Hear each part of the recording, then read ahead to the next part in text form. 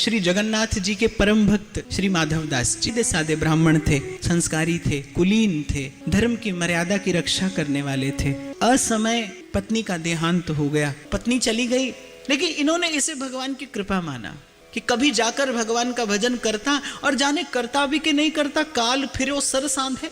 तो बड़ी भगवान की कृपा का विचार किया और भगवान की ही कृपा का आश्रय लेकर चल दिए। फिर पीछे घूमकर नहीं देखा। किसी ने कहा कि अरे अरे माधव, ये तेरे बालकों का क्या होगा? तो माधव ने कहा कि आज तक इसी बात से तो संसार में उलझा रहा कि इन बालकों का पालन पोषण करने वाला मैं हूं। जो चींटी से लेकर, कबीर कहते हैं चींटी के पग नूपुर बाजे तो भी साहिब सुनता है। जो चींटी से लेकर और ब्रह्मा तक जो सबका भरण पोषण करता है, जिनकी मात्र कृपा दृष्टि से सकल विश्व को पलते देखा, वो क्या मेरे बालकों का निर्वाह नहीं करेंगे? चल दिए और फिर संसार की ओर घूमकर नहीं देखा। चलते चलते पहुंच गए पुरी। श्री जगन्नाथ भगवान का दर्शन किया। और प्रभु का तो स्वभाव है, कोई भक्त भाव लेकर प्रभु के चरणों का आश्रय आधार लेकर आए तो उसके स्वीकार होने में तो कोई संशय नहीं है। प्रभु के द्वार पर पहुंचे, जीवन आरंभ हो गया प्रभु की शरण में आते ही। अब भजन करने आए थे, साधन कोई था नहीं, किसी से परिचय भी नहीं था, बस श्री जगन्नाथ जी की रूप माधुरी को अपलक निहारा करते थे। खाने को कुछ मिला नहीं।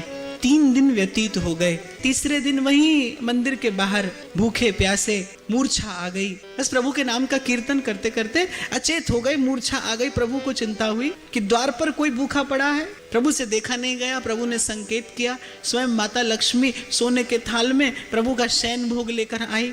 प्रसाद पवाया, थाल वहीं रह गया। अगले दिन प्रातः काल जब पंडित पुजारियों ने मंदिर खोला तो देखा कि श्री ठाकुर जी का सोने का थाल नहीं है। खोजो, मंदिर से थोड़ी ही दूर माधव दास जी पड़े थे और वहां उनके पास में सोने का थाल रखा था। पंडित पुजारियों ने सोचा कि चोर है, इसी ने थाल चुराया है, और लगे उस पर चाबुक बरसाने। माधव दास जी तो कुछ समझ ही नहीं पाए। निकट थाल रखा था, उन्होंने प्रभु का प्रसाद मानकर पा लिया, और प्रसाद पाते ही ये क्या लीला हुई, और लगे कोड़े बरसने। लेकिन एक बड़ा अचंभा देखा सबने कि इतने चाबुक बरसाए उन पंडित पुजारियों ने, लेकिन माधव दास जी को कोई पीड़ा नहीं हो रही, उन्हें कोई कष्ट नहीं है। पर पुजारियों को तो जगन्नाथ जी की पीठ पर है, हाथ लगाते भी प्रभु को कष्ट होता है।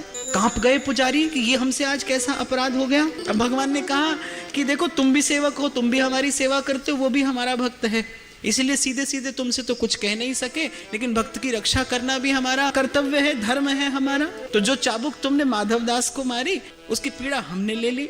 पुजारियों को बड़ा कष्ट हुआ, और साथ ही साथ कि जो आया है वो कोई और नहीं, वो श्री ठाकुर जी का कोई निज जन है, वो कोई भाव सिद्ध मूर्ति है, वो कोई भाव सिद्ध भक्त है। ये भी पंडित पुजारियों को पता चल गया। बस इतना ही परिचय देना था जगन्नाथ जी ने कि जिसे तुम चोर समझ रहे हो, जिसे तुम कोई बावरा सा, कोई पागल सा, कोई मूढ़ सा व्यक्ति मानते हो, जानते हो, वो कोई मूढ़ नहीं है। वो पागल तो है, किंतु हमारे प्रेम में पागल है। बावरा तो है, लेकिन वो हमारी भक्ति में बावरा है, और भगवान को अपने भक्त से अधिक प्रिय और कोई नहीं है। अब तो पुरी में, पूरे जगन्नाथ धाम में माधव दास जी की बड़ी प्रतिष्ठा होने लगी, बड़ी कीर्ति हो गई। और भक्त को जो सबसे बड़ी हानि है, साधक को जो सबसे बड़ी हानि है, वो कीर्ति से है। तो माधव दास जी का बड़ा सम्मान, बड़ी प्रतिष्ठा। और माधव दास जी प्रभु का स्वभाव जानते थे। प्रभु कहीं मुझ पर रुष्ट तो नहीं हो गए, करुणा निधान मुझ पर रूठ तो नहीं गए, जो मुझ अधम का इतना सम्मान संसार में हो रहा है। देखो, जब अपमान हो तो सावधान रहने की आवश्यकता नहीं है, जब बहुत सम्मान हो, जब चारों ओर आपकी जय जयकार होती हो, तब सावधान रहना, कहीं भी चूक सकते हैं आप। छिपकर भजन करने लगे माधव दास जी। जाड़े के दिन थे, जंगल में, समुद्र के किनारे, रात्रि में भगवान नाम स्मरण कर रहे थे, और अत्यंत शीत का समय था। थर थर कांप रहे थे, दुर्बल शरीर, प्रभु से रहा नहीं गया। प्रभु दौड़ कर आए और अपनी रजाई माधव दास जी को ओढ़ा कर चले गए। प्रातः काल माधव दास जी ने देखा कि रजाई तो श्री जगन्नाथ जी की है। स्वयं पर प्रभु की कृपा का विचार करके बहुत गदगद तो हुए, लेकिन आज जाकर प्रभु के चरणों में प्रार्थना की कि प्रभु, जो सुख दुख लगे रहे देह सो, मिट जाई और लोक बढ़ाई। आप ऐसी क्रिया करते हैं, और आपकी ऐसी कृपा के परिणाम स्वरूप होता क्या है कि ये सब मुझे आपका बड़ा भक्त समझने लगे हैं, ये सब मुझे परम भागवत समझने लगे हैं। जहां तहां मुझे प्रणाम करते हैं, जहां तहां मुझे दंडवत करते हैं। और प्रभु, मुझे इससे बड़ा संकोच होता है। मरा जाता है जीव इस संसार में सम्मान पाने के लिए,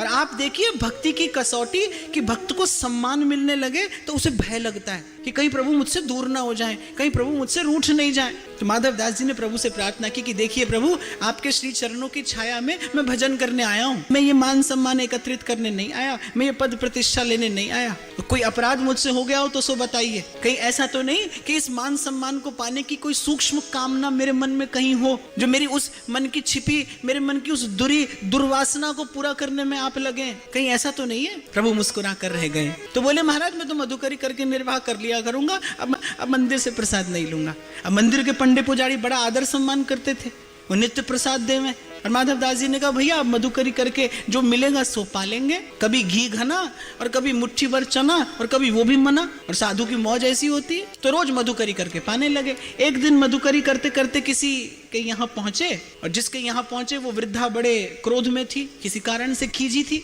और अपने घर का आंगन लीप रही थी, पोत रही थी। और वो जो पोतने का जो वस्त्र होता है, जैसे ही माधव दास जी ने द्वार पर जाकर आवाज लगाई जय जगन्नाथ, तो वृद्धा ने कहा लो आ गया निपूता। और वो जो पोतने का वस्त्र था वही माधव दास जी के मुख पर दे मारा।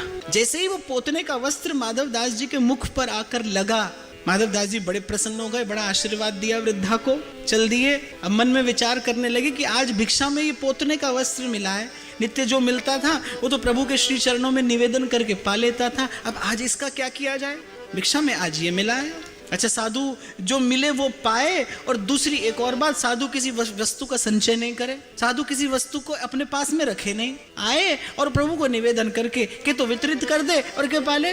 तो माधव दास जी ने मन में विचार किया, समुद्र के किनारे गए, उस वस्त्र को धोया और बटकर उसकी एक बाती बनाई और श्री जगन्नाथ जी के मंदिर में जाकर उस बाती का एक दीपक जला दिया। ये संत की करनी है, ये संत की रहनी है, ये संत का स्वभाव है। आप सहे और दूसरे के दोष को छिपाए, ऐसा व्यक्ति भगवान को प्रिय लगता है। दीपक जलता गया और माधव दास जी आज मन ही मन प्रार्थना कर रहे थे, बोले प्रभु आज ये बड़ी विचित्र सी भेंट लेकर आया हूं मैं, पर जिसने दी है उसका कल्याण करिएगा प्रभु, उस पर कृपा करिएगा, उससे रुष्ट मत हो जाइएगा। मैं उससे रुष्ट नहीं हूं, मैं प्रसन्न हूं, आप ही उस पर प्रसन्न रहिएगा। इसी प्रकार भगवान नाम का कीर्तन करते रहे जब तक वो दीपक जलता रहा। और बड़ी विचित्र बात देखने में आई, जैसे जैसे वहां दीपक जल रहा था वैसे वैसे उस वृद्धा का हृदय पश्चाताप की अग्नि से जल रहा था कि ये आज मैंने क्या किया, साधु का अपमान कर दिया, संत द्वार पर आया और मैंने ऐसा अपमान कर दिया उसका। विचार करिए, अगर माधव दास जी उसी समय उस वृद्धा के किए अपमान का प्रतिकार करके आ जाते, उस पर क्रोध करके आ जाते, उसे दंड देकर आ जाते, तो वृद्धा के मन का परिवर्तन कभी नहीं होता। संत इस संसार में मंदिर बनाए कि नहीं बनाए, संत इस संसार में मन को मंदिर बनाने के लिए आता है। संत का एक कार्य है कि जो शरण में आए उसके मन को मंदिर बना दे, केवल एक ही कार्य है उसका, परहित। दौड़कर आई वृद्धा, खोज रही है पुरी की गलियों में कि वो संत का दर्शन हो जाए, उसके चरणों में गिरकर प्रार्थना कर लूं, वैसे तो मेरा अपराध अक्षम्य है, क्षमा याचना कर लूं उससे। सुना है संत बड़े दयालु होते हैं, पगलाई सी बोराई सी, और यहाँ वहां मंदिर के निकट माधव दास जी का दर्शन हो गया, चरणों में पड़ गई। माधव दास जी ने कहा कि मैया तेरे जैसी भिक्षा तो आज तक दी नहीं किसी ने, तेरे जैसी कृपा आज तक की नहीं किसी ने। सोचा कि महाराज उपहास कर रहे हैं मेरा, बोले बिल्कुल नहीं, 2 टूक देती। देखिए संत का दृष्टिकोण देखिए, बोले 2 टूक देती तो खाता और सो जाता, तूने आज ऐसी भिक्षा दी, कितनी घड़ी प्रभु के सन्मुख खड़े होकर मैंने कीर्तन किया, जाने तूने किस प्रेम और भाव से आज ये भिक्षा दी कि कहीं और से खाने को 2 टूक मिलते तो खाता और सो जाता, और तूने आज ऐसी भिक्षा दी, प्रभु के सन्मुख खड़ा कर दिया। और कितनी देर में प्रभु के नाम का उच्चारण करता रहा। एक बार माधव दास जी को अतिसार का रोग हो गया, पुनः शौच के लिए जाना पड़ता था, वैसे ही शरीर दुर्बल था, शरीर रुग्ण होने के कारण बेचारे बहुत शिथिल पड़ गए, 2 दिन मंदिर दर्शन करने भी नहीं आ सके। ठाकुर जी व्याकुल हो गए माधव दास जी से मिलने के लिए, माधव दास जी का दर्शन करने के लिए। जगन्नाथ जी व्याकुल हो गए कि 2 दिन हो गए और अपने भक्त भूप का दर्शन नहीं हो रहा, व्याकुल हो गए श्री जगन्नाथ जी। व्याकुलता केवल भक्त के हृदय में नहीं है, भगवान के हृदय में भी है, उतनी ही है, अपितु उससे कहीं अधिक है। तो जगन्नाथ जी ने विचार किया कि आज दोपहर की आरती के पश्चात हम स्वयं जाएंगे और देखेंगे कि माधव दास जी कहाँ हैं। अब किसी के मन में संशय हो सकता है कि वो तो घटघटवासी हैं। भक्त जिस भाव से भजन करता है भगवान उसके लिए वही है।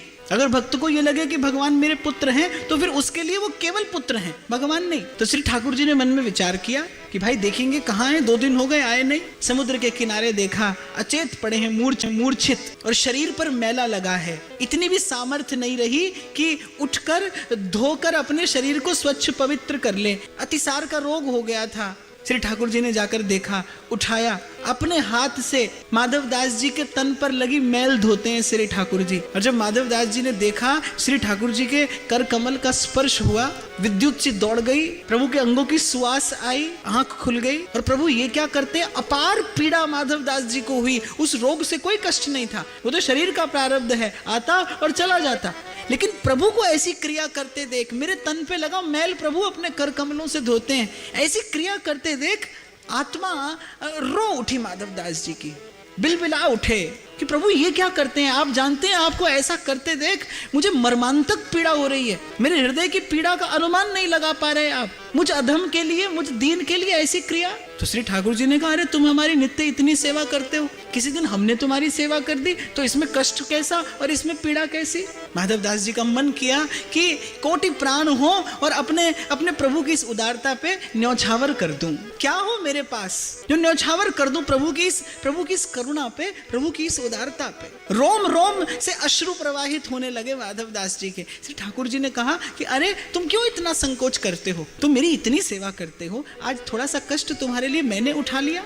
और कोई कष्ट नहीं है, मुझे अपने भक्तों की सेवा में सुख मिलता है। पर प्रभु ऐसी सेवा, इससे भला तो ये होता कि आप मेरा ये रोग दूर कर देते। अब देखिए बड़ी मार्मिक बात है, समझने का विषय है कि प्रभु आकर माधवदास जी के तन से लगा मैल धो रहे हैं, मल लगाए माधवदास जी के तन पर। प्रभु अपने कर कमलों से आकर वो मल हटाते हैं, लेकिन वो रोग दूर नहीं करते। क्यों?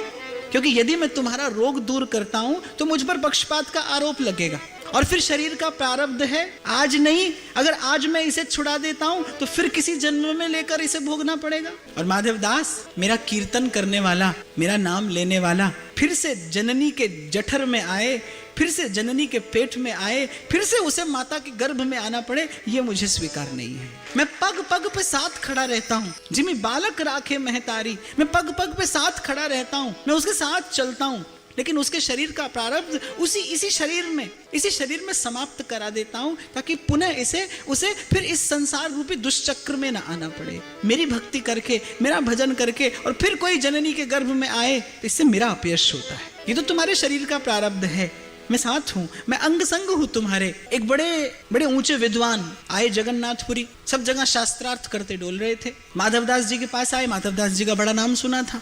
माधवदास जी ने तो लड़ने से पहले ही लिख के दे दिया कि भैया हम आपसे हार गए। जीत भी जाते तो क्या होता, सम्मान पत्र ही तो मिलता। माधवदास जी को उसकी आवश्यकता नहीं थी, बोले भैया हम पहले ही हार गए, हार पत्र लिख कर दे दिया। पंडित जी बड़े प्रसन्न, अपने चेला से कहा बाँचो। जब चेला बाँचने लगा तो विजय पत्र में क्या लिखा था कि पंडित जी हार गए, माधवदास जी जीत गए। बोले अरे मूर्ख है, क्या पढ़ता है, दोबारा पढ़ा, छीन लिया उसके हाथ से। मैं पढ़ता हूँ, खूब आंख में छींटा ईटा मारकर पढ़ रहे हैं, जो पढ़े सोई पढ़े कि पंडित जी हार गए और माधवदास जी जीत गए। बड़ा क्रोध आया, बोले कुछ जादू टोना सा कर दिया लगता है, हमारे सामने ही तो लिख कर दिया था कि हम आपसे पराजय स्वीकार करते हैं। फिर गए जगन्नाथपुरी, फिर माधवदास जी से भिड़ गए। अब उन्होंने कहा कि ये आफत फिर आ गई। भक्त बेचारा वाद विवाद में पढ़ने से दूर रहता है। अब तो निर्णय यही होगा। क्या निर्णय होगा? जो शास्त्रार्थ में पराजित होगा वो गधा पर बैठकर, गले में जूते की माला पहन के, मुख पे कालिक पोत के पूरे जगन्नाथ जी में उसकी यात्रा निकाली जाएगी। तो माधवदास जी ने कहा ठीक है, आपकी ऐसी राजी हो तो ऐसा कर लीजिए, पर मेरे स्नान का समय है, मैं स्नान करके आता हूँ। माधवदास जी बेचारे गए कि स्नान करके आते हैं, देखा जाएगा भगवान की क्या इच्छा है। और वहाँ अपना मान टल जाए, पर भक्त का मान न टलते देखा। वहाँ श्री ठाकुर जी माधवदास जी का भेष धर के आए और 2 ही क्षणों में पंडित जी को पराजित कर दिया। बोले चलो पंडित जी अब शर्त पूरी हो जाए। बैठा दिया गधा पे, गले में जूतों की माला, मुख पे ठाकुर जी ने अपने हाथ से पोत दी कालिक, और 2-4 चेला चपाटों से कह दिया वो घुमाओ इनको। अब रास्ते में माधवदास जी मिले, झांकी देखी तो बड़े आश्चर्य में पड़ गए। बोले ये क्या हुआ? पंडित जी के पास गए, बोले ये दशा किसने की? बोले हरा तो दिया हमें, उपहास और करते हो हमारा। पंडित जी बेचारे बड़े दुखी, रो रहे हैं, मुख से अश्रु गिर रहे हैं, ऐसी दुर्दशा। माधवदास जी ने पीछे देखा तो जगन्नाथ जी भागे जा रहे थे मंदिर में लीला पूरी करके। तो माधवदास जी ने ठाकुर जी से जाकर कहा, बोले प्रभु मैं तो एक दीनहीन ब्राह्मण। कितनी सुंदर बात माधवदास जी बोले मैं तो एक दीनहीन ब्राह्मण,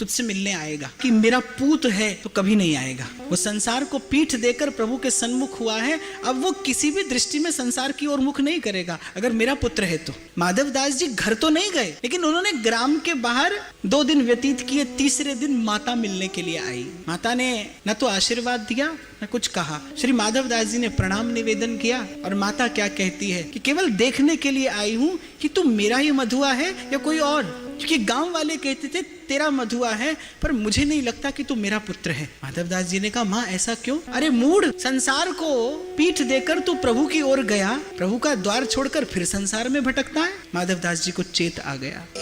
एक बार प्रभु के सन्मुख होकर संसार में रहकर फिर भगवान की ओर जाना, फिर भजन की ओर जाना, फिर भजन के पथ पे जाना अच्छा है, पर भजन के पथ पे जाकर फिर संसार की ओर मुख करना अच्छा नहीं। प्रभु के चरण परम विश्राम हैं। माधवदास जी उसी समय यात्रा आरंभ किए और फिर पुरी जाकर श्री जगन्नाथ जी की ड्योढ़ी पर माथा टेक कर ही विश्राम लिया। तुम भी अगर प्रभु ठुकरा दोगे, मिलेगा कहाँ ठिकाना। तुम भी अगर प्रभु ठुकरा दोगे, मिलेगा कहाँ ठिकाना। या तो कह दो पतितों का तुमने, या तो कह दो पतितों का तुमने, किया नहीं उद्धार। प्रभु जी अब खोलो दया, प्रभु जी अब खोलो दया का, खोलो दया का, प्रभु जी अब खोलो दया। जब कोई नहीं आता मेरे श्याम आते,